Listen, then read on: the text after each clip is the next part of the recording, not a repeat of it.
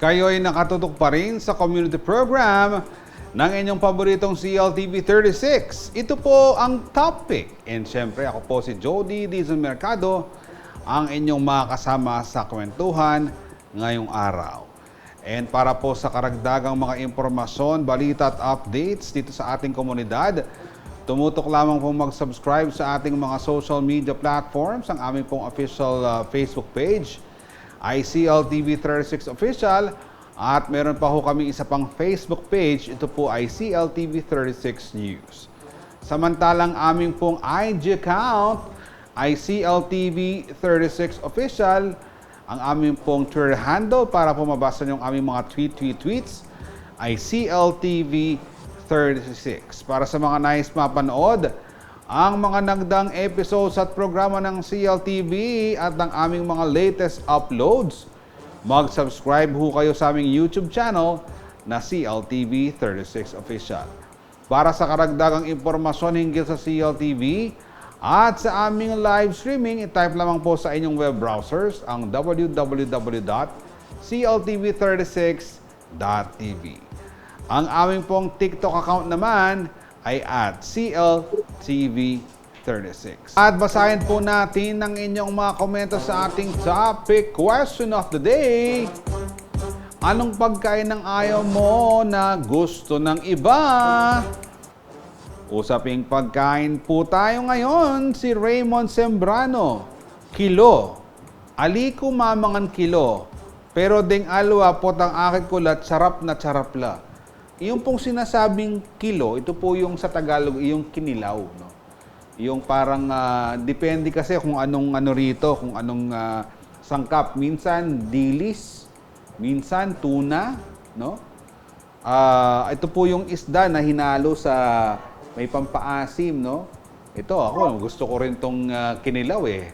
Kaya lang, madalang na makahanap talaga ng kinilaw sa mga restaurant. Si JM Yamzon, tiyan ng bangus at ulo ng tilapia. Nako.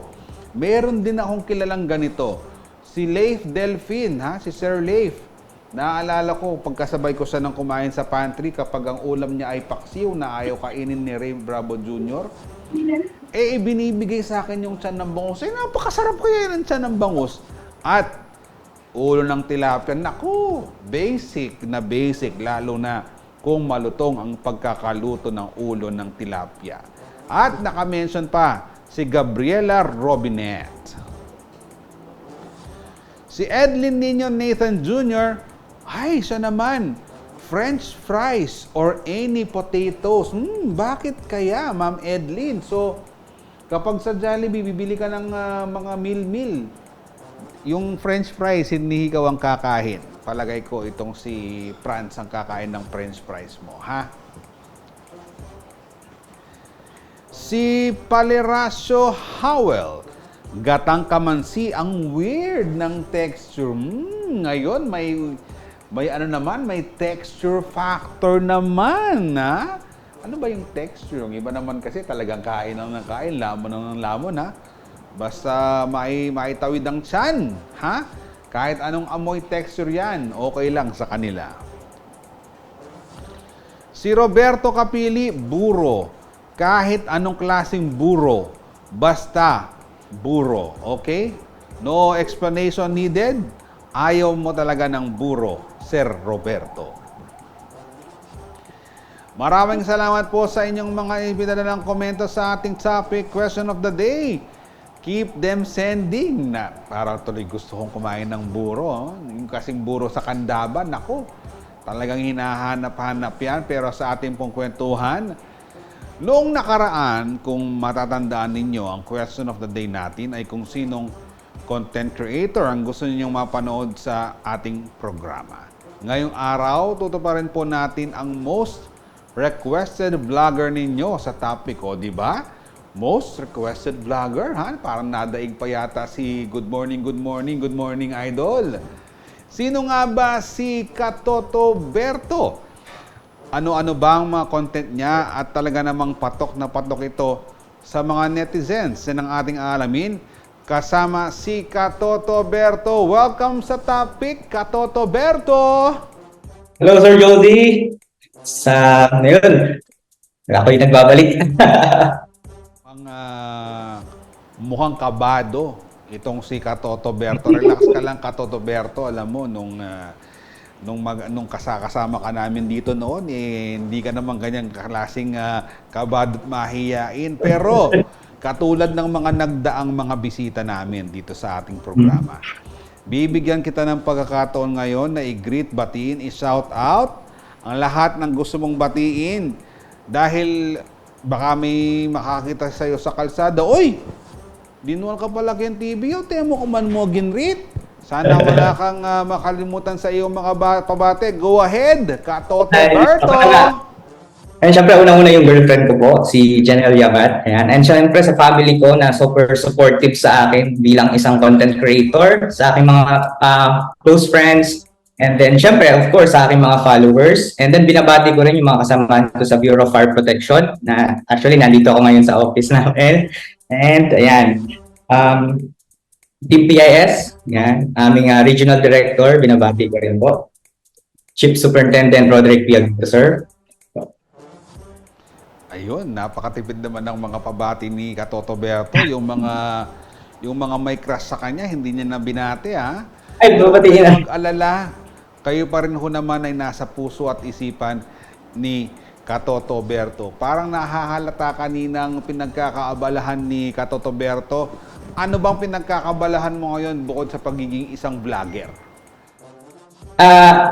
Actually, aside sa trabaho po, ay gumagawa rin po ako ng mga films, short films.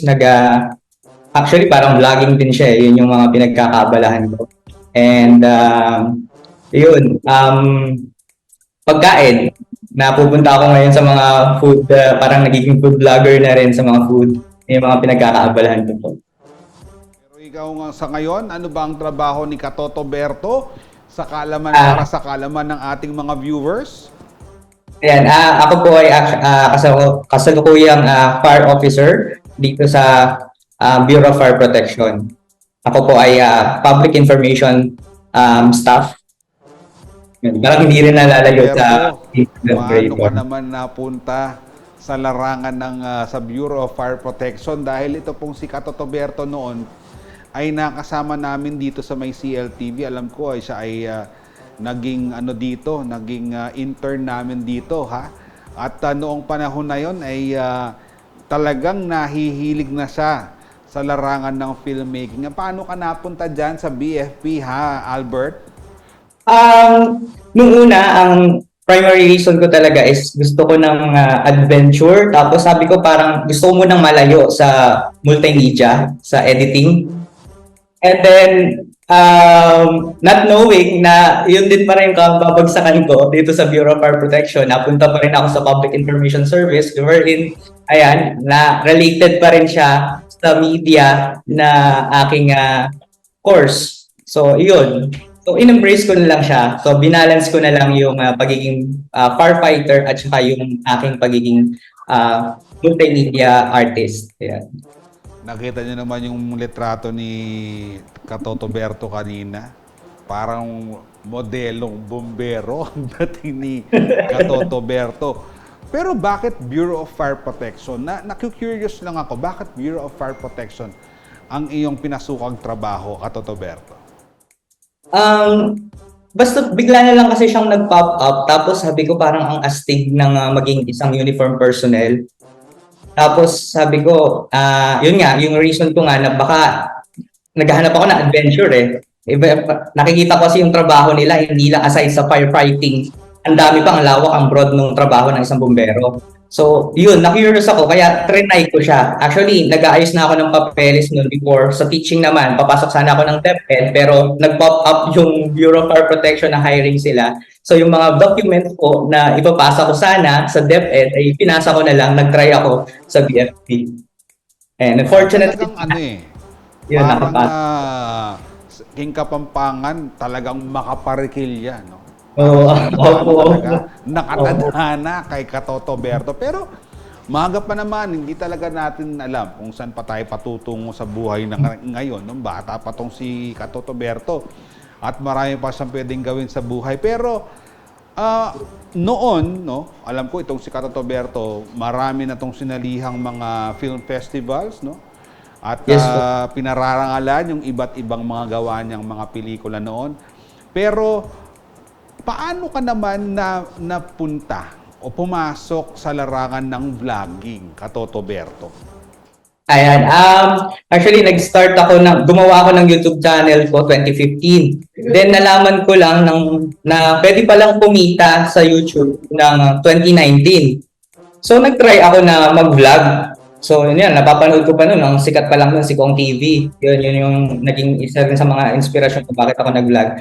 So napanood ko, nag-try ako na gumawa ng content. And then medyo sa una, hindi siya ganun ka okay kasi hindi ka kilala, naghahanap ka pa ng content mo, ano ba talaga yung magiging topic mo, ano yung magiging focus mo. Pero wala lang, ginawa ko na lang siyang as parang outlet ko sa pagiging sa mga creative ideas na naiisip ko, ginagawa ko sila and then ina-upload ko sila. So bahala na kung may maka-appreciate or wala.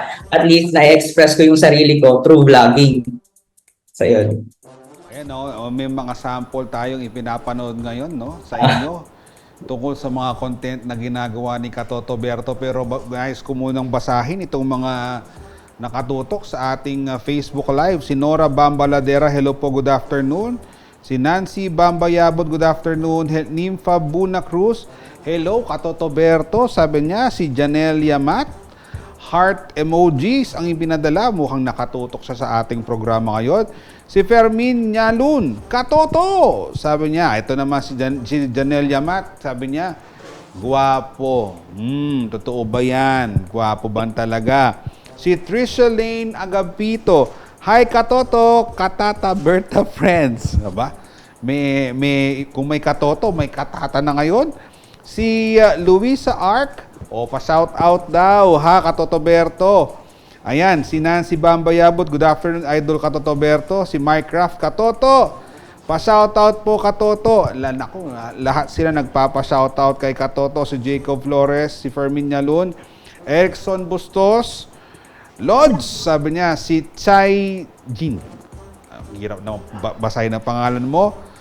Siya rin daw, shoutout mo. Ito na lang, pinapa-shoutout kayo ni Katotoberto. Huwag ho kayong aalis, marami pa ho kaming pagkukwentuhan ng ating Katotoberto sa ating programang Topic.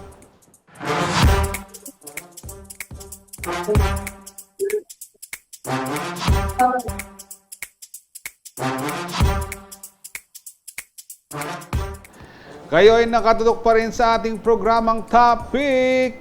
Basahin po natin ang inyong mga ipinadalang komento sa ating Topic Question of the Day. Anong pagkain ng ayaw mo na gusto ng iba? Ang sagot po, komento ni Adriel Palo. Kare-kare at hipon. Naku po. Hindi ko alam. Siguro baka allergic sa peanuts, no? O kaya sa hipon. Pero madalang lang akong makakita ng ayaw niya ang kare-kare at hipon. Pero talagang ganyan, may kanya-kanya tayong gusto at ayaw. Si Jane Sampang Evasco na isa sa ating top fans. Ang sagot niya ay tuyo and alubebe. Ang alubebe po ay bagoong isda. Nako, kakaunti lang din ang nalalaman ko ng ayaw sa tuyo at bagoong isda. Ang bagoong isda masarap. Partner ng tinapa, talbos ng kamote. Nako po, ang kanin. Ubos ang kanin. Si Bea Roberts, adobo, asado at menudo. Ang ulam na do, re, mi, menudo, kaldereta at asado. Pero, diba, masasarap na ulam ito. Pero si Bea Roberts, parang hindi na gusto ang adobo, asado at menudo. Si June Lingad naman, tahong at ulo ng manok na gusto naman ng kapamilya ko. Nako, talagang meron talagang ganyang klase na talagang kumakain ng tahong, no? Yung iba nga, fresh na kinakain pa ang tahong. At talagang iba, hindi kumakain ng manok, ulo ng manok at iba, paa din ng manok. Si Angie Dato, ito rin, kinilaw na isda or kahit sushi pa yan. Ayan, Japanese sushi dahil siguro raw, no? Ano ba yung raw sa Tagalog? Hilaw. Kaya siguro hindi gusto, ayaw kainin o hindi sila gusto ng iba. Kung ako pong sasagot sa ating topic question of the day, ha? Yung pagkain na ayaw ko pero gusto ng iba, siguro katulad nung kanina, yung paa ng manok, siguro hindi ako nasanay doon, pati yung ulo ng manok, hindi ako nasanay kumain noon. Pati yung mga exotic, no? Yung mga kumakain ng tawag doon, yung crickets, no? Tsaka yung palaka. Medyo hindi ko kaya. And ano rin, patatim, estopado, yan, medyo pag walang choice, yun ang kakainin natin. Very, very interesting po ang sagot nyo sa ating topic question of the day. Pero ang ating po kayang bisita, ang tatanungin natin, no kayang maisasagot niya. Katotoberto, ikaw ang tatanungin ko sa ating topic question of the day. Katotoberto, anong pagkain ba, ulam man yan or what, na ayaw mo pero gusto ng iba? Okra. Paborito ko yun. Ay, ayoko ng, hindi, baliktad pala. Sorry. Pagkain ayoko, na gusto ng iba, aburo. Sorry po sa mga kabalin natin pero yung buro talaga ang ayoko.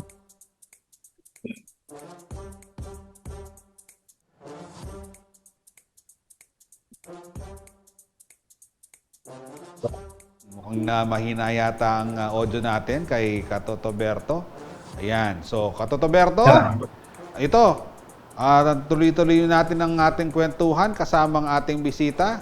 So, sabi niya kanina, buro, pero ako gusto ko yung buro, no? Tapos, ang mga sa buro, para siyang para siyang Filipino samgyupsal.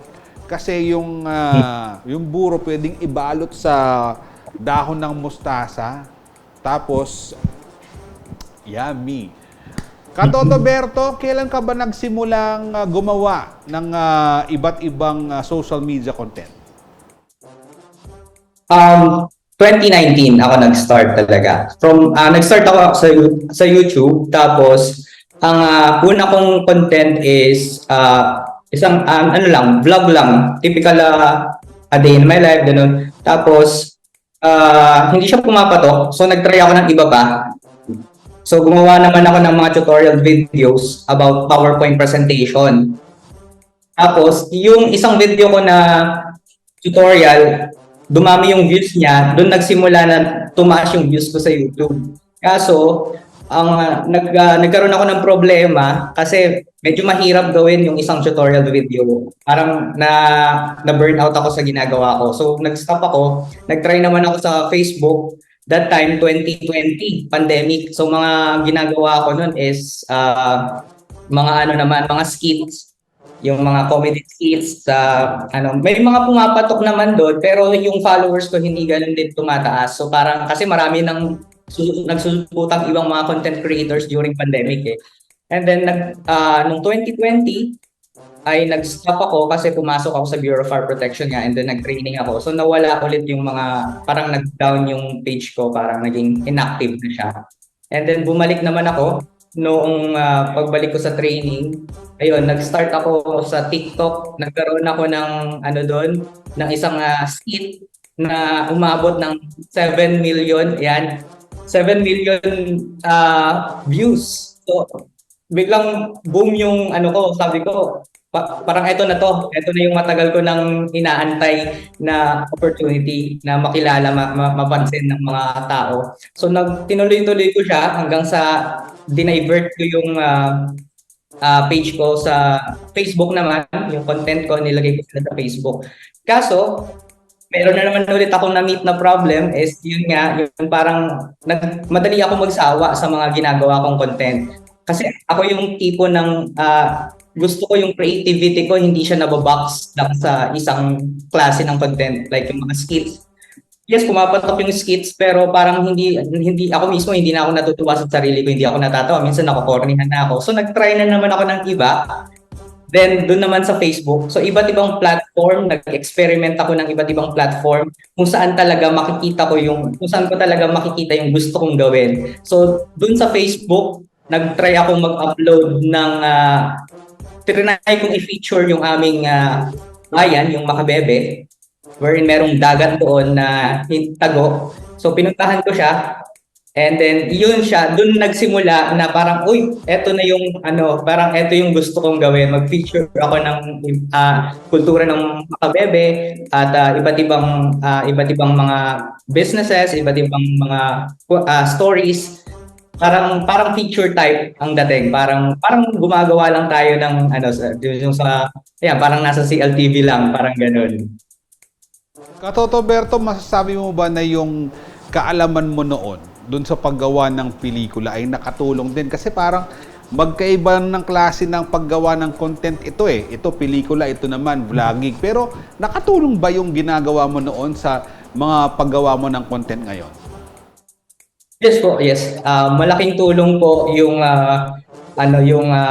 nalaman yung filmmaking. Parang ano siya eh, parang ina-apply ko pa rin yung production ng filmmaking. Kaya medyo matagal yung paggawa ko ng isang content kasi medyo meticuloso ako dun sa paggawa ng content. Gusto ko, meron akong sinusunod na format like script writing, tapos saka mo lang pag-voice over, then i-sort ko yung mga videos, alin yung mga dapat tanggalin, alin yung mga hindi dapat gawin. So talagang kina-quality check ko yung mga content na ginagawa ko kasi I'm more on sa quality over quantity. Kasi sa vlogging, kailangan daily ka mag-upload, paramihan ka ng uploads. Pero ako, gusto ko talaga pinipili ko na quality talaga yung ibigay. Kahit twice a week lang ako mag-upload, okay lang sa akin yun. Kahit hindi dumami yung views, okay lang. At least quality yung, at least masasabi ko na kampante ako dun sa content na ihahandog ko sa mga followers ko.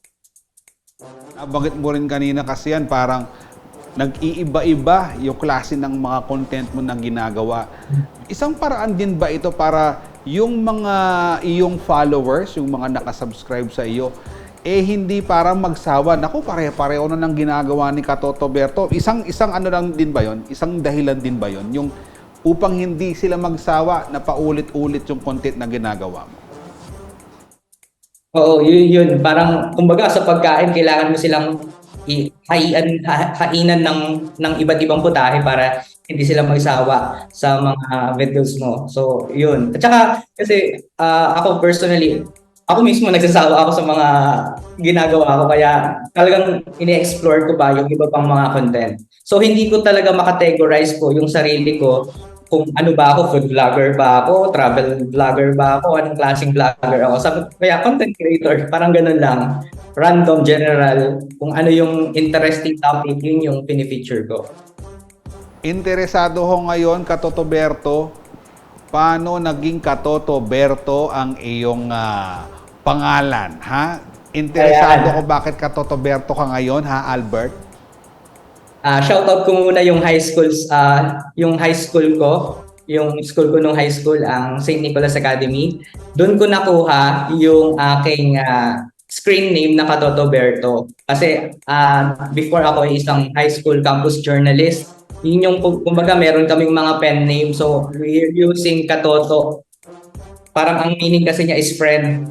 So ang nickname ko, dinikit ko siya kasi magkatunog sila, Katotoberto. So simula noon, yun na yung ginamit ko na pangalan na parang yan na yan, parang pati sa mga IGN ko, Katotoberto na yung ginagamit ko. Ganun. Okay. Sa iyong pag-vlog in the past years, ano na yung mga naging achievements mo and in-expect mo ba na talagang panonoorin ka ng maraming mga viewers? Ayan, siguro masasabi ko na achievement na para sa akin is yung makilala ako and yung bayan ko na Makabebe. Kasi maliit lang yung bayan namin pero hitik sa kultura yan. Kaya achievement na sa akin na ma-share yung mga videos na patungkol sa bayan namin na Makabebe, nakikilala siya unti-unti. And then na-appreciate din ako ng mga taga sa amin. So, yun, malaking achievement na para sa akin yun. And then yung suporta ng family ko, nandyan talagang tutok sila hanggang sa ma-reach ko na yung target na 10K followers hanggang sa ma-monetize na tayo. Yun yung pinaka-achievement para sa akin. And syempre, kino-congratulate kita, Albert, no? O, di ba? Thank you, sir. Thank you po. Nandyan ka na ngayon sa kinatatayuan mo. Pero ano ang iyong mga next plans niyan? Ano yung may mga aabangan bang bagong content ng ating mga viewers sa'yo? Yes po, actually, I'm planning na lumabas naman na ng aking bayan since lumalawak na yung aking audience. So, kailangan na rin i-cater pa yung iba pang mga lugar, iba pang mga stories na pwede nating i-feature sa kanila. Kasi napapansin ko rin po sa mga followers ko na hindi na lang sila taga Makabebe. Talagang yung iba nasa ibang lugar na sila. So, kailangan na natin talaga mag-expand pa ng content. So, kailangan na natin kumawala muna dun sa ating comfort zone. Meron akong plano ngayon. Yes po. Ano naman yung kasi syempre nasa Bureau of Fire Protection ka.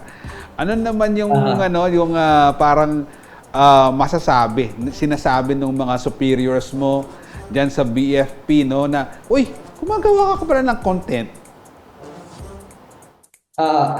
Sa regarding naman po sa pagiging vlogger ko, binabalance ko naman siya kasi hindi ko binabanggit sa mga content ko na parang hindi ko sinasama yung pagiging Bureau of Fire Protection ko. Kaya nga lagi akong hindi ako nag-vlog ng naka-uniform kasi meron po kaming social media policy na sinusunod pa. So medyo mahirap pa ang mag-content ng naka-uniform.